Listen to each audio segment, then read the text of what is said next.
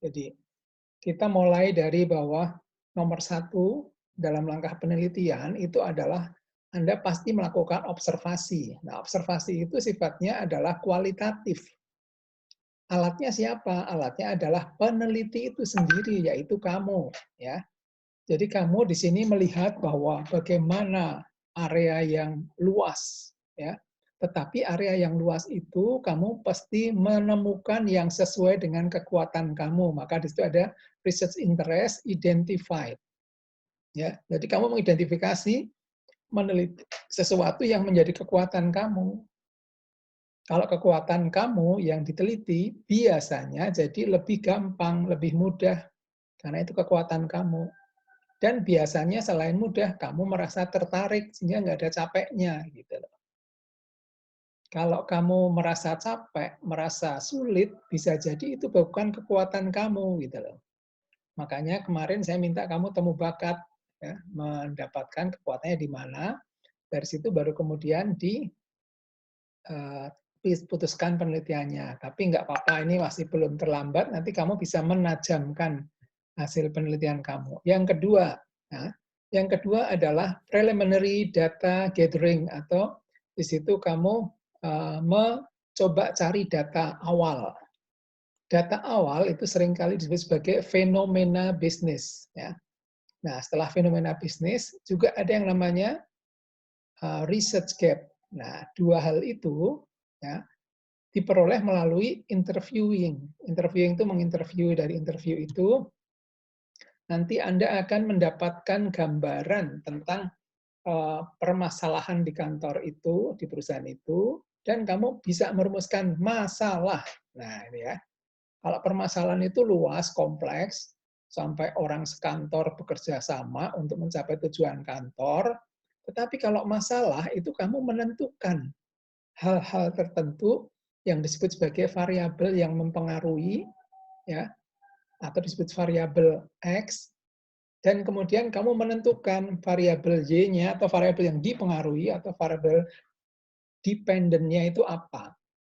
Ada yang variabel dependent-nya itu adalah kinerja, mayoritas kinerja. Ada juga yang variabel dependent-nya itu adalah turnover intention, keinginan keluar atau keinginan untuk tidak meneruskan pekerjaan di situ. Nah, data-data itulah yang kemudian mestinya kamu jadikan angka, ya, diminta dari bagian SDM, yang keluar berapa per bulan atau per tahun, yang masuk berapa, persentasenya seluruhnya berapa. Nah, itu disebut sebagai fenomena bisnis, ya. Atau keterlambatan bisa juga, atau mungkin juga kinerjanya naik turun gitu. Nah, itu bisa. Itu semuanya adalah diperoleh dari interviewing dan dari laporan tahunan. Di sini ada literatur survei. Literatur survei itu bisa dari nomor satu, kita lihat laporan tahunannya dulu untuk mendukung fenomena bisnis. Sedangkan yang kedua adalah kita melihat juga literatur review survei. Jadi membaca, mencari dari literatur. Kemarin saya sudah berikan sumbernya di Indonesia, namanya adalah Garuda. Garuda adalah garba rujukan digital. Ya, Garuda, garba itu adalah apa namanya, belalai, garba rujukan digital. Jadi untuk memahami apa yang sudah diteliti orang. Nah, dari literatur survei itu akan diperoleh research gap. Ya, literatur survei, ya, memperoleh research gap. Dari research gap itulah kita jadi tahu posisi kita ada di mana.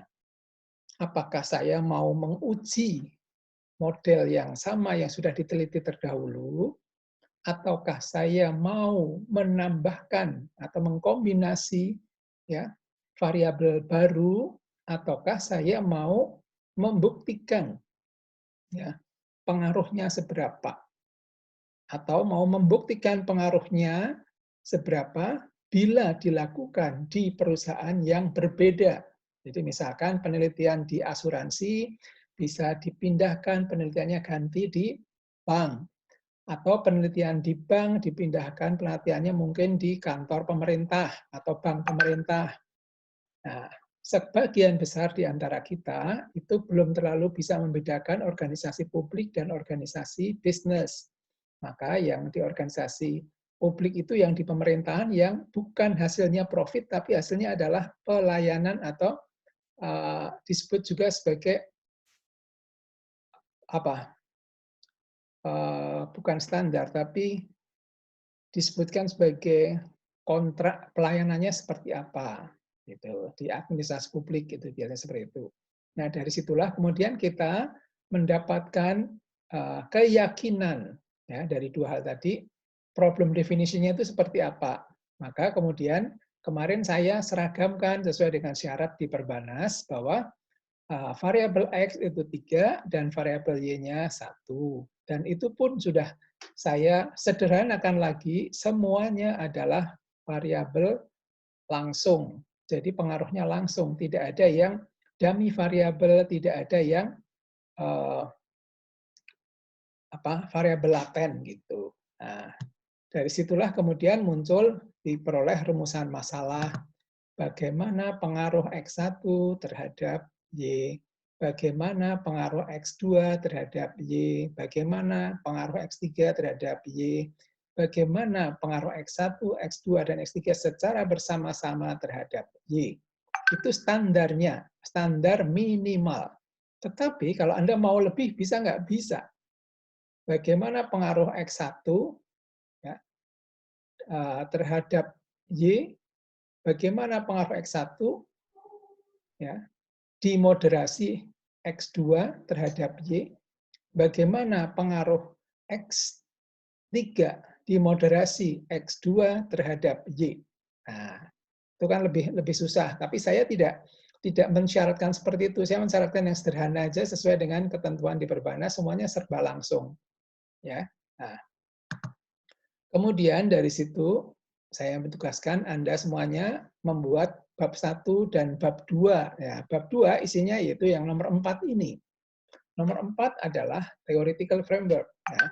Di sini dikatakan variable clearly identified and labeled. Jadi masing-masing itu harus clear. Kalau nggak clear, itu nyusahin diri sendiri. Nanti akan berbalik kepada diri Anda sendiri di proses nomor 8 atau nomor 7 atau nomor 6. Nanti akan bisa menyusahkan diri dan bisa jadi Anda akan berulang lagi meneliti dari awal. Maka saya clearkan. Dan memang peran seorang pembimbing ya mengclearkan materi, mengclearkan framework theoretical itu adalah untuk S1 adalah 60%. Ya. Jadi harus diidentifikasi, maka diskusinya panjang, lebar, menanyakan tentang motivasi, termasuk konten teori atau termasuk proses teori atau teori lingkungan dari motivasi dan sebagainya yang kita sudah jalanin lebih dari 5 kali tatap muka. Kemudian diidentifikasi, itu dicek, di tracing, dilihat sampai ke teori aslinya. Siapa sih yang mencetuskan itu? Bahwa sumbernya seharusnya adalah tahun 2015 ke atas. Mengapa demikian? Supaya meyakinkan pembaca bahwa masalah itu masih aktual sampai sekarang, tahun 2015 paling tidak ya, masih aktual, masih menarik untuk dibicarakan. Nah, kalau kamu menulisnya tahun 2002, 2010, itu tidak meyakinkan bahwa sekarang masih dibahas gitu. Itu identifikasinya.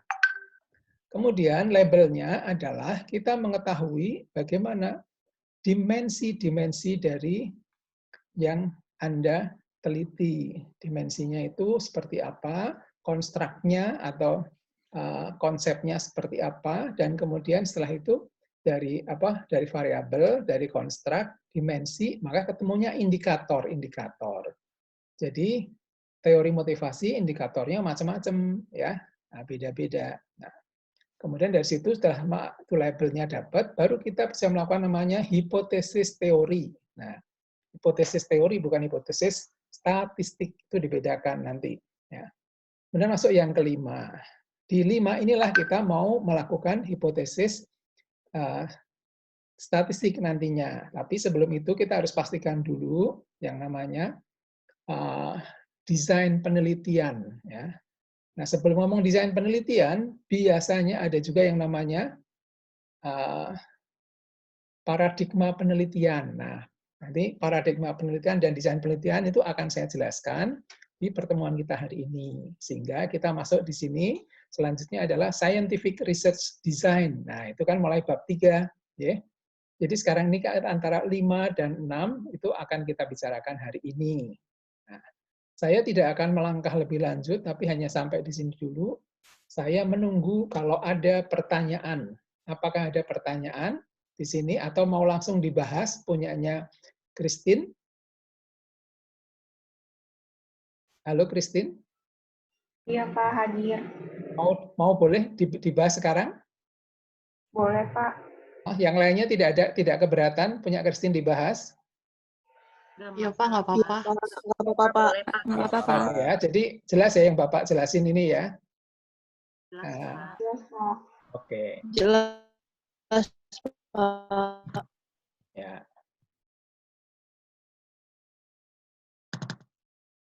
Christine, kamu nomor berapa? Oh, Christine Citra Dwi Wijaya ya? Iya, betul Pak. Oke.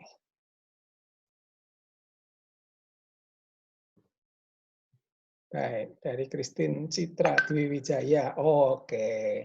Ya, kamu sudah tanya berkali-kali mengenai situasi di Cipto, kantor kamu ya. Nah, ini kalau dia dari sini, nah, persentase angka udah mulai kelihatan, dan juga jurnal juga ada, ya. Iya Pak. Nah, nanti angka ini sebaiknya kamu bisa dianggarkan begini boleh, tapi dalam bentuk tabel lebih jelas. Nanti akan kelihatan bedanya bagaimana sih November, Januari, dan sebagainya itu akan ketahuan ya. Fluktuasinya. Jadi maksudnya Pak, dibuat tabel, Mbak. jadi itu yang ditampilkan itu nilai excellent-nya sama yang bukan excellent-nya gitu Pak? Iya. Itu namanya fenomena bisnis. Jadi begini, ini bukan research gap. Kalau research gap itu yang di bawahnya ya, fenomena bisnis dengan research gap ya. Jadi kamu pastikan dulu bahwa kondisi seperti yang kamu ini, data penilaian kinerja Januari sampai November, nah kamu kasih lihat naik turunnya gitu loh. Baik Pak. Nah itu baru excellent kalau itu. Kalau ini pun udah bagus, tapi belum excellent ya, nggak apa-apa. Rumusan masalahnya benar nggak? Udah jelas benar karena sudah sudah melalui diskusi dengan Bapak kan? Iya, itu udah revisi Pak. Iya betul, makanya udah bagus. Jadi nggak usah khawatir. Kalau capek sih masuk akal, semua orang juga capek. Bapak juga capek, bayangin 39 orang, itu baru satu kelas kamu, gimana kelas yang lainnya? Contor. Semangat Pak. Nah, contor saya itu. Jadi kalau boleh bilang yang lebih capek, apakah saya atau kamu ya? Bapak yang lebih capek. Enggak juga. Karena saya sudah menikmati ini sebagai sebuah hal yang menyenangkan, jadi saya tidak merasa capek gitu. Oke. Apakah ada yang mau nanya dari bab 1? Sudah memenuhi syarat semuanya enggak? Ada yang mau ditanyakan, mau diyakinkan? Yang lain-lainnya? Pak, berarti sejauh ini bab 1 saya itu hanya kurang tabel yang menjabarkan tentang datanya aja kan? Betul. Udah, kalau bab 2-nya Pak? Nah ini, kan saya tanya dulu yang lainnya. Yang lainnya mau nanyain dulu enggak? Baik Bab Pak. 1-nya. Enggak usah. Pak, saya bisa mau nanya untuk bab 1-nya, Pak. Siapa? Kamu siapa? Bisa, Pak.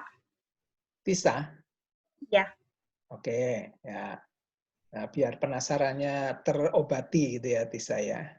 Iya, Pak, benar. Soalnya kalau nanti saya jawab tapi sorry. Tadi di mana? Oke. Nah, tadi Tisa Permana ya. Tisa Pramana Putri ya. Iya, Pak. Wah, GMF ya, Garuda Maintenance Facility. Oke, ini juga sudah berkali-kali diskusi, mestinya bagus. Ya, kan saya ingat siapa yang mendiskusikan, siapa yang tidak. Ya, nah ini udah jelas, selesai ya. Jadi jelas jumlah jam lemburnya ketahuan, ya. Oke. Seingat saya sih kamu bagus kok. Rumusan masa jurnalnya juga sudah, ya sudah. Ya, menurut saya sih nggak ada masalah. Kamu Berarti untuk bisa fenomena bisnisnya cukup ya, Pak? cukup. Nanti bisa bawa pulang sepeda deh. Nah, itu. Siap, makasih Pak. Ya, oke. Pak, mau Nah, dong Pak punya Adinda Pak. Saya mau tanya juga dong, Pak. siapa? Adinda Punya Pak. Windy, Pak. Hah? Punya Windy, Pak. Windy. Iya, Pak. Saya kan gaya kepemimpinan, tapi saya masih belum yakin sih, Pak, sama fenomena bisnis yang Mana saya buat di Windy? bab 1. Windy Nur Hayati. Iya, Pak. Ya. Oh, Petro China. Seingat aku juga oke sih. Kemudian transformasional, oh, ya bagus kok. Pokoknya kalau mengikuti saran Pak Dono pasti bagus. Ya kan? Amin, makasih, Pak. Ya. Pak Dono, aku mau tanya dong, punya aku mau dong. Iya nanti, sabar. Sekarang punyanya Ini dulu. Windy dulu ya, satu-satu. Oke. Yang nggak yakin apanya, Windy? Di fenomena bisnisnya apa sudah terjabarkan dengan jelas gitu, Pak, yang saya bikin. di Oke. bab saya. Mengenai gaya kepemimpinan. Gaya kepemimpinannya di situ ya. Iya, Pak. Kamu mulai ini di level apa sih? Top level atau di middle level management? Top level, Pak. Dari Kalau top level dia mulai menjabat tahun berapa? Mulai menjabat tahun 5 tahun yang lalu, Pak. Oh, 5 tahun yang lalu. 2015. Terus kamu sendiri melihat dia menunjukkan perbedaan nggak kinerjanya dari sebelum dia pegang dan setelah dia pegang?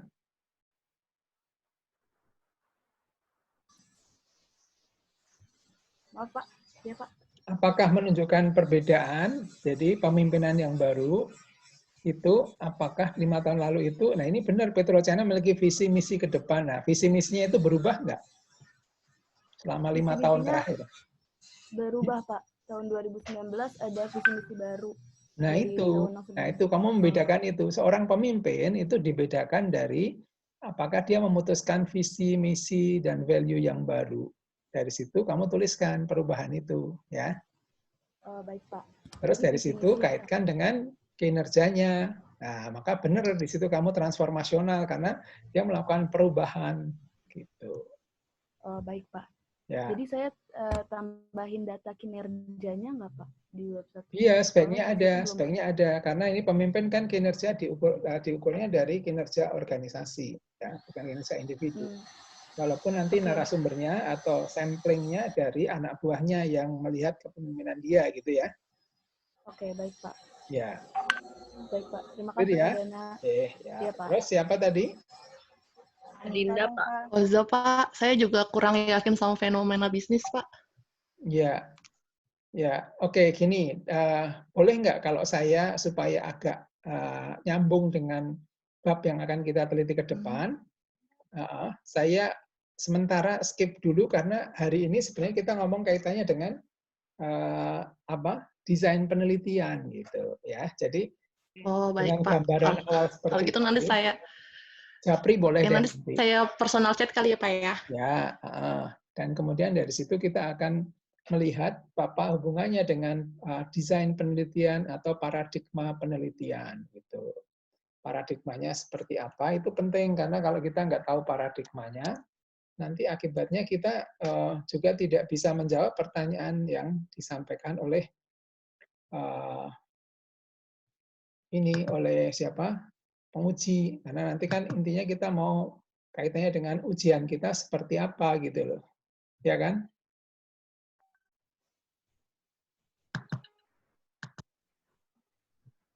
Ya. Baik, saya sebentar ini kita ada hanya ber-15 ya di sini ya. Benar ber-15 kita ya. Belum tidak nambah lagi nggak apa-apa. Jadi biasa memang kalau kita mencapai sesuatu itu makin puncak makin sedikit yang sanggup dan siap, tapi semuanya nanti akan sampai ke puncak dengan kecepatan yang berbeda-beda gitu.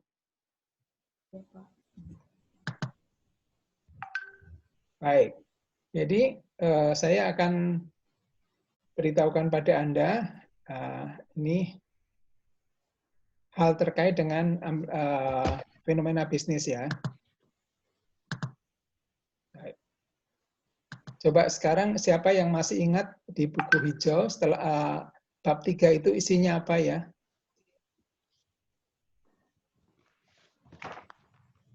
Bab 3 isinya? Nomor 1 apa? Metode penelitian, Pak. Desain penelitian, Pak. Nah, terus setelah itu kedua apa? Unit analisis. Desain penelitian. Coba silakan di chat dituliskan deh biar nanti saya bisa Anda harus tahu dulu perjalanan kita sampai terakhir nanti mau seperti apa dalam ketempo 5 kali tatap muka ke depan ini. Silahkan coba ditulis sesuai dengan ketentuan di buku hijau. Oke, silahkan.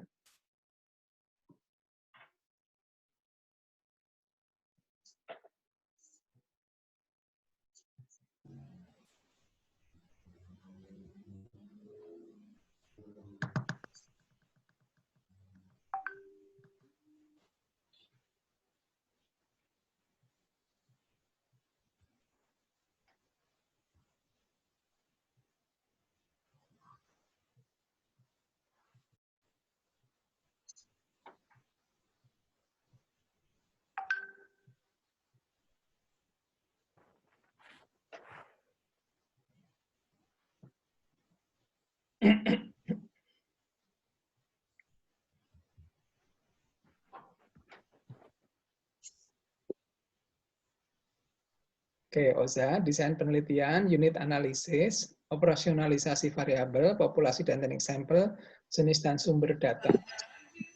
Terus, metode pengumpulan data, bagus. Terus,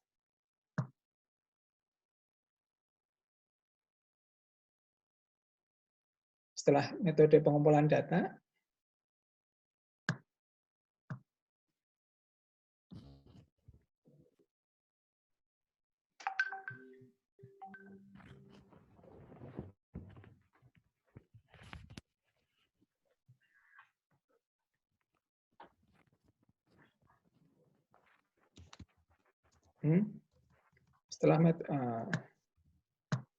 setelah pengumpulan data, bukan klasifikasi interval data, tapi Pengolahan dan analisa data, Pak. iya, betul. Oke, jadi pengolahan data hasil penelitian. Nah, saya ingin kita fokus ke desain penelitian dulu ya. Kaitannya juga dengan bab 1 tadi kalian ya, yang kalian tanyakan. Desain penelitian, ya, seperti yang kita lihat di dalam buku panduan skripsi ini, ya.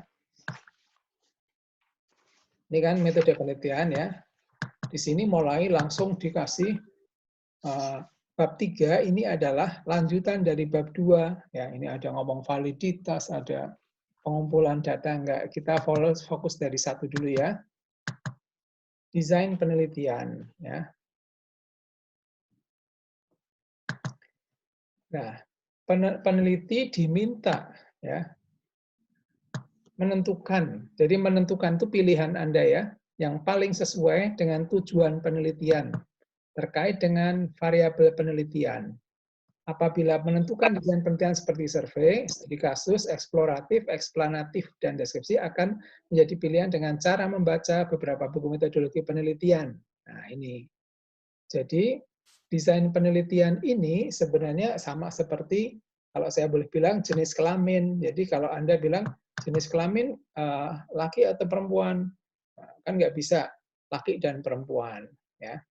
Jadi, keyakinan kamu bahwa masalah penelitian kamu akan bisa diselesaikan dengan cara seperti apa. Itulah desain penelitian. Jadi misalkan gini, gaya kepemimpinan. Tadi siapa yang di Petro China?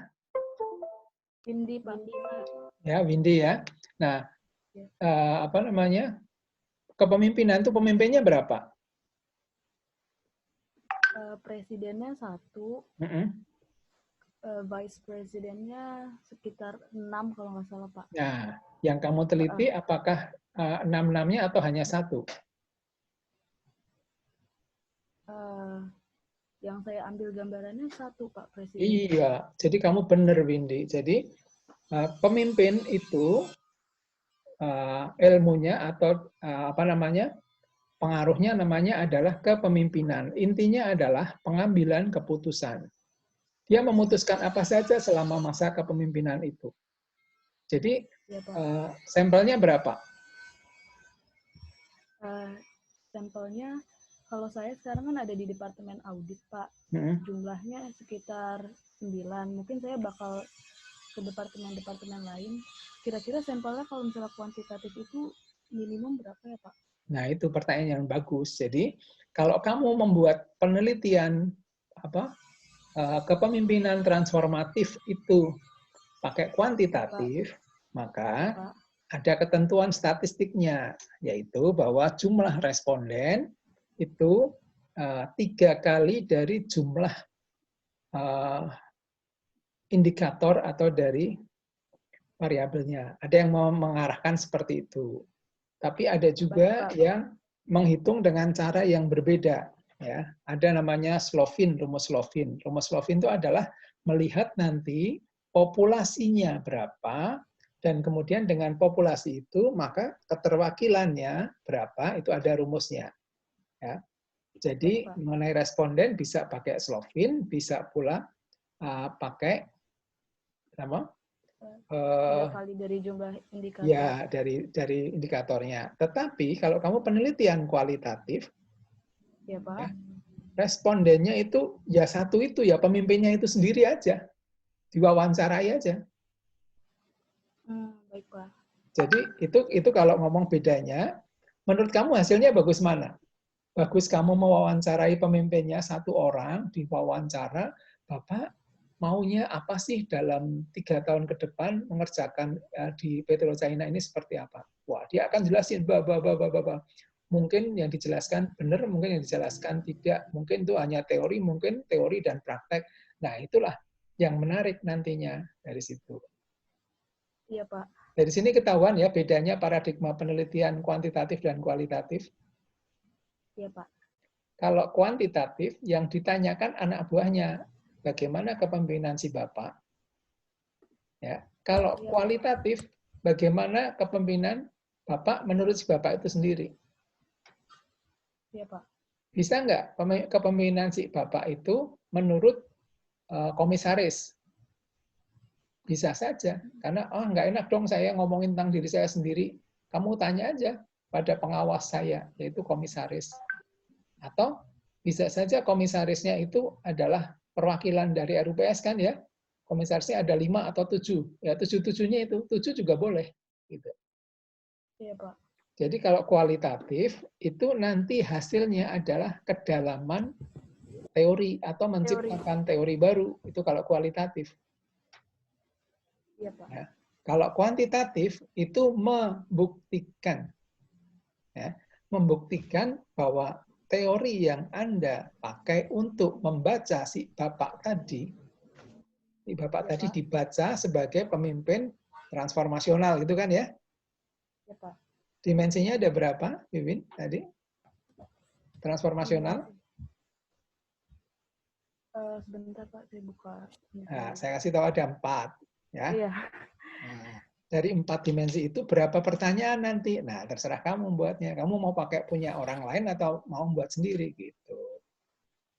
Oke, Pak. Oke. Ya, Pak. Jadi dari di sini ya, Pak.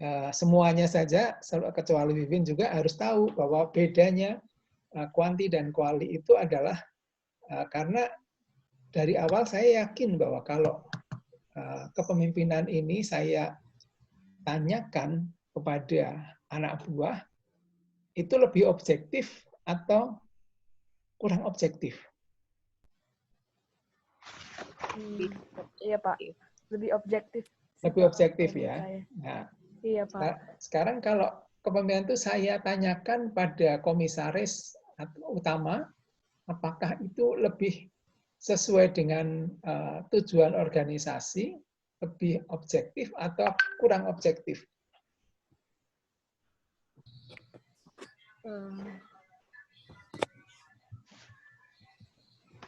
Komisaris. Komisaris itu lebih pemegang objektif. sahamnya, gimana? Mungkin lebih Kurang. objektif sama Kurang bawahan objektif. anak buah. Nah, yang punya perusahaan itu kan terwakili dalam RUPS pemegang saham melalui komisarisnya. Mungkin tidak objektif dari sisi karyawannya, tapi dari sisi tujuan perusahaan harusnya dia benar objektif. Kalau enggak ya dipecat aja, nanti ganti RUPS berikutnya. Iya Pak. Iya kan? Iya. Kalau enggak sesuai dengan tujuan perusahaan, kira-kira dipertahankan enggak direktur utamanya itu? Enggak Pak.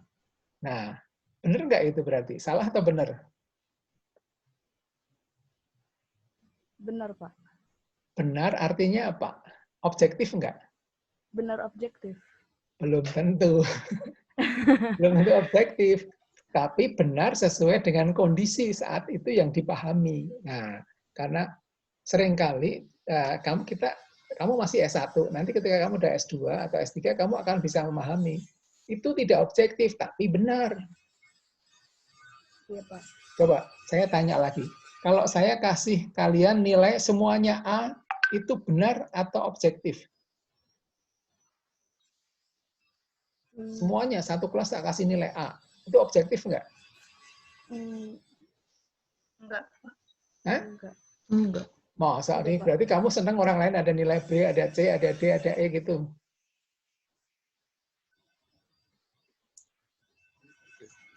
Ayo, Kalbi Rehan, mau jawab? Jadi kalau semuanya saya kasih nilai A, saya objektif enggak? Objektif, Pak. Supaya kamu dapat nilai A ya. Ya, oke. Jadi lo mesti ngerti sekarang, objektif itu sesuai dengan objeknya. Jadi kalau tidak memenuhi syarat, ketentuan misalkan tidak ada fenomena bisnis, tidak ada research gap, saya kasih nilai A, saya berarti nggak objektif, saya subjektif itu. Ya. Tapi ada juga yang saya kasih nilai A padahal tidak ada variabelnya. Gitu. Karena dia pendekatannya kualitatif, dia menjelaskannya panjang lebar tentang hanya satu variabel. Bisa saja saya kasih nilai A. Karena nanti kita baru akan lihat bagaimana perlakuannya di metodologi penelitian dia seperti apa. Ini agak sedikit membingungkan pertemuan pertama ini. Nah, mungkin tapi nggak apa-apa supaya kamu tahu bahwa di sini ada penelitian survei. Nah, kamu yang melakukan dengan kuantitatif itu namanya penelitian survei. Nah, kemudian kalau survei itu menggeneralisasi, itu baru namanya umum ya. Tapi kalau surveinya tidak menggeneralisasi, tapi pakai hanya berlaku di perusahaan itu saja, namanya adalah studi kasus. Ya. Walaupun kuantitatif, tapi pakai studi kasus. Nah, studi kasus bisa kuantitatif, bisa kualitatif. Nah, mulai jadi rada membingungkan dikit. Nah, setelah itu baru ngomong eksploratif. Eksploratif itu ya ngomong ke masa depan, ngomong tentang kayaknya gaya kepemimpinan dia itu bukan transformasional saja, gitu loh. Tapi transformasional plus misalkan dia beraninya luar biasa, mau dimarahin sama komisaris, mau ini dia nggak masalah. Pokoknya kalau perlu saya dipecat nggak masalah. Wah, berarti nanti mungkin dia ada lagi nanti sebutannya adalah transformatif dan heroik gitu. Heroik itu berani membela dan berani berjuang menghadapi situasi yang susah. Dan saya berharap kalian semuanya yang paling tidak yang sekarang ini bergabung 17 orang itu heroik. Mengapa? Ya karena dalam segala kesulitan, dalam segala kelelahan mengerjakan tugas kantor, mengerjakan tugas kampus, kamu tetap join. Ya, yang lainnya itu mungkin istirahatnya lama, itu the campers. The campers itu camping dulu. Udah, gua istirahat deh, off dulu lah, barang sekali, 2 kali tatap muka. Gitu. Nah, boleh, tapi kalau keenakan terus malas biasanya. Baru nanti kalau sudah muncul power yang luar biasa, yaitu the power of kefefet, nah itu baru kalian buru-buru kalau sudah waktunya habis masanya. Ya. Nah, baru yang selanjutnya adalah ada yang namanya eksplanatif. Eksplanatif itu ya mirip dengan eksploratif,